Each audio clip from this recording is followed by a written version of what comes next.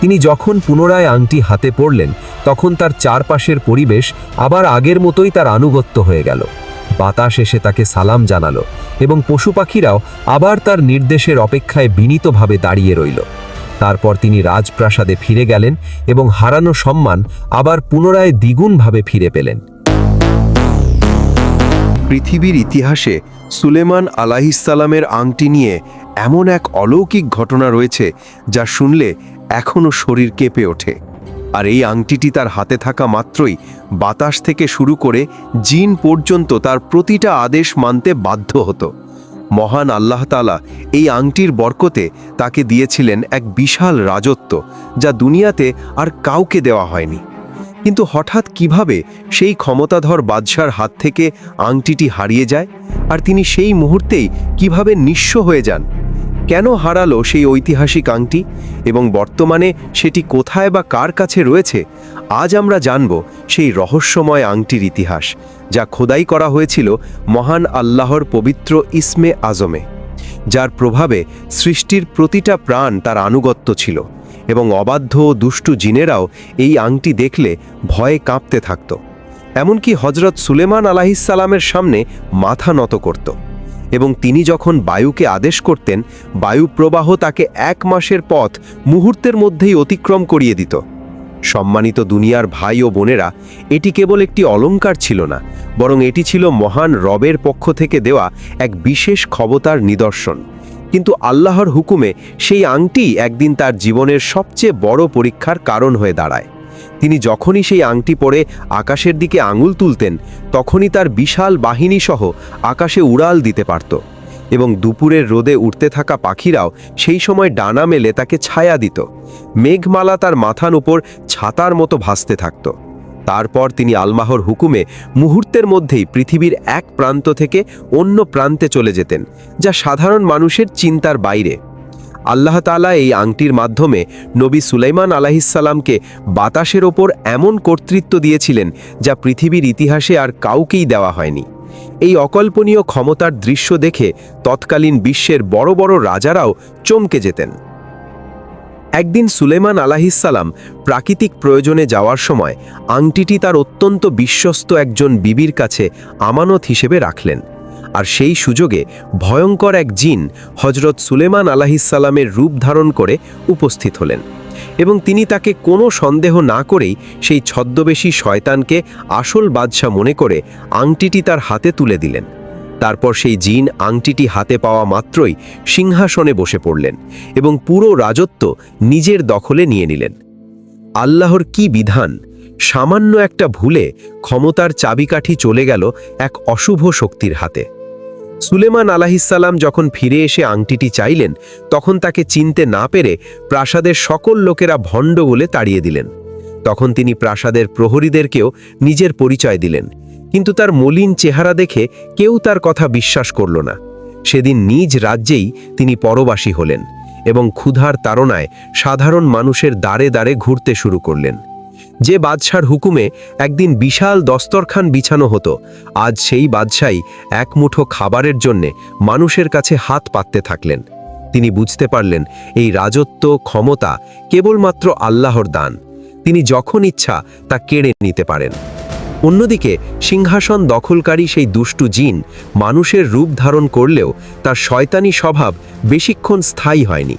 সে রাজ্যের নিয়মকানুন পাল্টে ফেলতে চাইল এবং মানুষের ওপর জুলুম করার ফন্দি করতে শুরু করল। কিন্তু সুলেমান আলাইহিসসালামের উজির আসিফ বিন বাখতিয়ারের সন্দেহের মধ্যে পড়ে গেলেন। তিনি বুঝতে পারলেন যে সিংহাসনে বসা ব্যক্তিটি কখনোই তাদের ন্যায়পরায়ণ বাদশা হতে পারেন না, বরং এটি কোনো ছদ্মবেশী প্রতারক। শয়তান নিজেও বুঝতে পেরেছিল যে তার এই মিথ্যা রাজত্ব খুব বেশি দিন টিকবে না।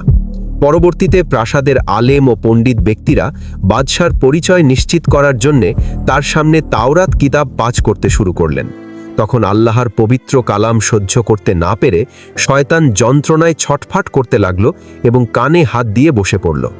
এই দৃশ্য দেখে উপস্থিত সবার সন্দেহ দূর হয়ে গেল। সিংহাসনে বসা ব্যক্তিটি আসলে মানুষরূপী কোনো শয়তান। তখন রাজ্যের নেককার বান্দারা গোপনে একত্রিত হয়ে আল্লাহর দরবারে তাদের আসল বাদশাকে ফিরিয়ে দেওয়ার জন্য দোয়া করতে লাগলেন। চারদিকের এই ভয়ঙ্কর চাপে শয়তান ভীতু সন্ত্রস্ত হয়ে পড়ল এবং পালানোর পথ খুঁজতে শুরু করল। আর এইদিকে হজরত সুলেমান আলাহিসাল্লাম বেঁচে থাকার তাগিদে সমুদ্রের তীরে জেলেদের সাথে কাজ করার কঠিন সিদ্ধান্ত গ্রহণ করলেন।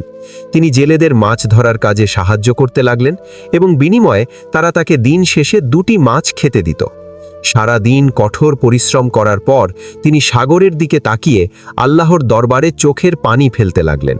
কিন্তু এই কঠিন পরীক্ষার মধ্যেও তিনি একবারের জন্যেও মহান রবের জিকির ও শুকরিয়া আদায় করা বন্ধ করেননি।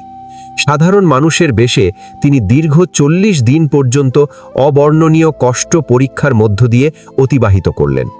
এত বড় একজন বাদশাহ হয়েও তিনি যখন রাস্তায় পড়ে থাকতেন তখনও তার অন্তরে বিন্দুমাত্র অহংকার বা অভিযোগ ছিল না, কেননা তিনি জানতেন যে আল্লাহ তাআলা তার প্রিয় বান্দাদের কঠিন পরীক্ষা মাধ্যমে যাচাই করেন এবং ঈমানের পরীক্ষা নেন।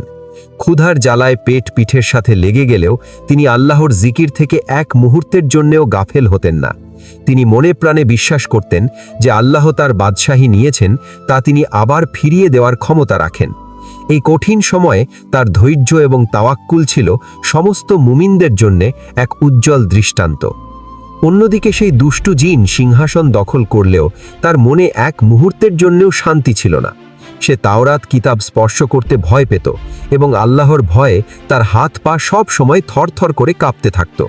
যখন রাজ্যের মন্ত্রী ও সাধারণ মানুষ তার অদ্ভুত আচরণ দেখে সন্দেহ করতে শুরু করল যে এটি তাদের বাদশা নয়, নিজের পতন আসন্ন বুঝতে পেরে সে আংটিটি গভীর সাগরের পানিতে ছুঁড়ে দিয়ে পালিয়ে গেল।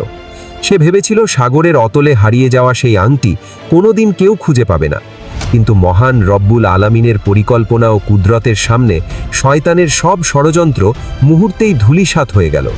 সাগরের পানিতে আংটি পড়ার সাথে সাথেই আল্লাহর হুকুমে একটি বড় মাছ সেটিকে গিলে নিজের পেটে রেখে দিল।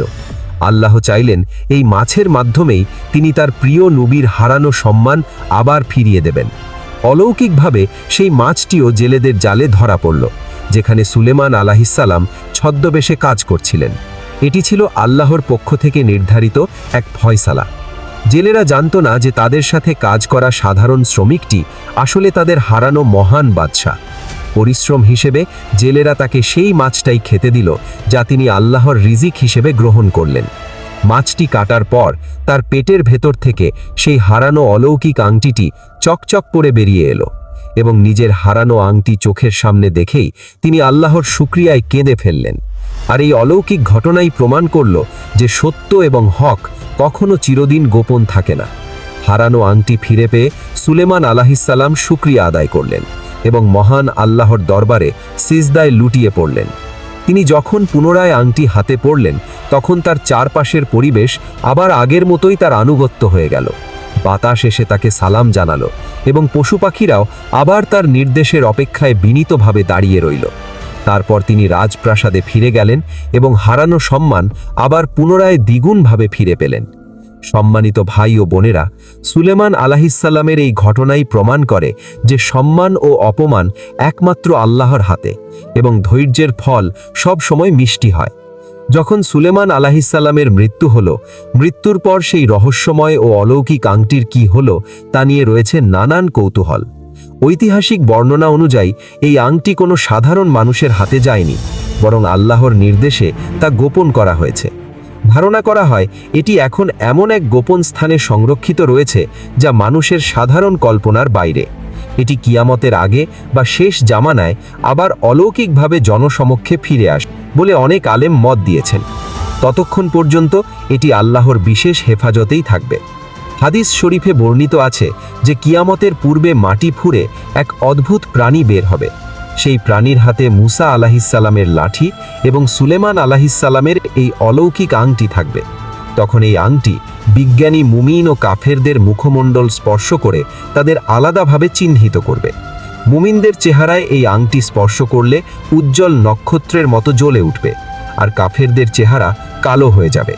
আর এটিই হবে কিয়ামতের অন্যতম বড় নিদর্শন, যা প্রমাণ করবে চূড়ান্ত বিচার দিবস খুবই সন্নিকটে। আমার ভাই ও বোনেরা, আল্লাহর কুদরত বোঝা বড়ই দায়। তিনি যাকে ইচ্ছা ইজ্জত দেন এবং যাকে ইচ্ছা কঠিন পরীক্ষায় ফেলে রাখেন। হে আল্লাহ, আপনি আমাদের সবাইকে দুনিয়া ও আখেরাতের সকল কঠিন পরীক্ষা থেকে হেফাজত করুন। আমিন।